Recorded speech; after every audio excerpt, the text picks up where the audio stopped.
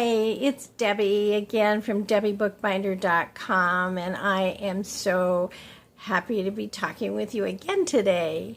It's a little snowy out. I live in Minnesota, and we're having a bit of a snowstorm. All the schools are closed, and so I'm dressed up all nice and warm.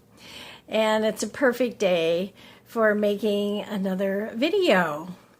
So the subject, though, I want to talk about today is one that makes us all a little squeamish, I think. At least it does me, and that is shame. You know, we all just want to avoid ever feeling shame ever again.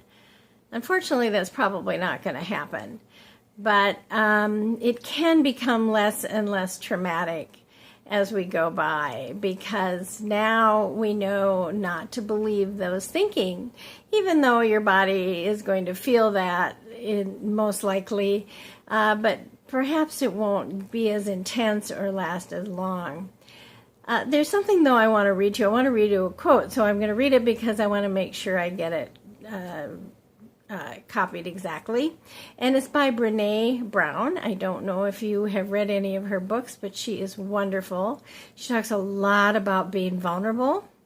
And of course, when we allow ourselves to be vulnerable, shame may show up.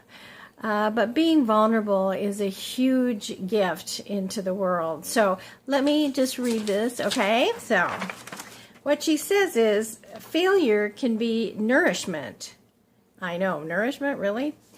Failure can be nourishment if we are willing to get curious, show up vulnerable and human, and put rising strong into practice. Well, I just think that is a wonderful way to look at that. I mean, being nourished by it. And you know what? I have found that that is true. Because if we're feeling inadequate, it doesn't mean that we are. If we mess up, we are perfectly adequate. It doesn't mean if we make mistakes that we're not lovable. Of course we're lovable. It doesn't mean we still shouldn't show up. You know, if you have read my book or heard my audios, then you know that I talk a bit about being fired and how I just wanted to live underneath my covers. I just felt so stupid, definitely inadequate. And it was just new to the principles, the 3 principles. And I just said, well, I'm just going to remind myself that I am smart, I am adequate, I'm lovable.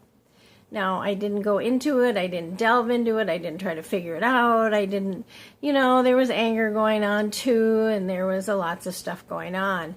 But just that awful feeling in my body, it was hard. It was hard. And, but I just kept saying my thinking isn't true. And I went on with my life. I didn't spend a lot of time about it. I just let that all be there. I let the feeling be there. Not that I could have done anything about it anyway, but I didn't try to change it or anything like that. I just let it be there, and I went on with all the things that, I have to do in my life. And the feelings and 1 week later, 7 days later, it all just disappeared. And I felt fine. Now, does that mean it doesn't come up? It comes up a little bit, but it's barely a blip on the screen. It's just a minor feeling like I can feel right now. Because, does it mean I made mistakes? Of course it meant I made mistakes. Otherwise, they wouldn't have fired me. But mostly, I did a wonderful job, and I'm proud of that. And I learned from my mistakes, and now I'm in a much better place. So that's what I think what she means by nourishment. Be curious, not to figure it out. Just say, I wonder why this is here. And then let it go. Like you're just sort of asking a question of the universe. So we definitely are still lovable when we make mistakes. Everyone is. Everyone makes mistakes. And although I don't know everyone in this world, I think the vast majority of us feel shame from time to time.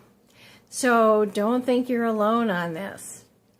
Brene Brown also goes on to say that one of the things you can do is if someone else triggered this, like I could say, well, my boss triggered that for me, is to maybe write that person a letter, whatever it is you're feeling. Now, I'm not saying send it. I'm not sending an email. That's probably not a good idea. But it just might be good just to get all that out. And if that's not what happened, maybe sometimes my shame comes from just my inner thinking, not necessarily spurred on by someone else. So I might write a blog about it, even though I don't really write blogs necessarily, but I do it like how I got through it and things like that, even if I'm not through it yet. So I just do that just because it just gives me a good sense of everything. But the other thing that definitely Brene Brown says is you should have a good friend in advance that talk to about this. Of course, it has to be someone that you feel absolutely safe with.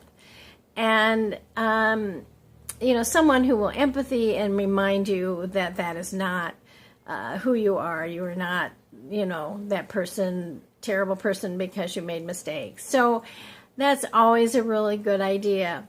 And now, though, when something comes up for me, whether it's shame, which did come up, a few months ago for me, and I went, oh, crap. But I knew, somewhere inside, I knew that this meant I was moving through something, and that the other side would be wonderful. And you know what? That's really what happened. I was stronger and happier and more joyful when I got through that. So it's not fun, I agree, but it's part of life, it's part of being human, and it's part of showing up in this world. So, just know that when things come up, it's nourishing us. If we have something to learn from it, fine, great. But mostly it just means to not let that thinking stop us from showing up. So have a wonderful, wonderful day. And I really would like to know, what do you think about these thoughts that I'm telling you about? What do you think about shame? What do you think about not believing your thoughts? I'd really like to hear from you. I'd really like to get a discussion going. So you can just email me and let me know. Thanks. And until next time, have a terrific day, and hopefully it's not snowing where you are, or maybe you want snow, and I hope it is snowing then. All right, thanks. Thanks for listening. Thanks for your precious time. Bye-bye.